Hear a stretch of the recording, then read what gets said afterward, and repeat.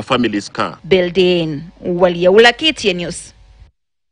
Moja kwa moja kwenye taarifa za michezo kwa watazamaji wetu wa KTN Home ni kwamba kocha wa timu ya taifa ya raga ya Shujaa Damian McGrath amefanya mabadiliko mawili kwenye kikosi cha taifa na ambacho kitakachoshiriki katika mkondo wa mwisho wa msururu wa mashindano ya raga pale jijini Los Angeles nchini Marekani. Kuanzia Agosti tarehe 27, wachezaji Jeff Oluoch na Samuel Oliech wamerejea kikosini na kuchukua nafasi za Levi Amunga na Haman Humwa ambao waliwakilisha taifa kwenye mashindano ya Jumuiya ya Madola.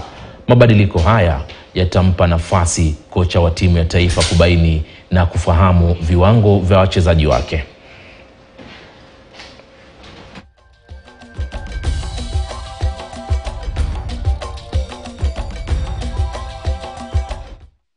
Na kocha wa klabu ya Liverpool Jurgen Klopp amewatetea wachezaji wa Manchester United dhidi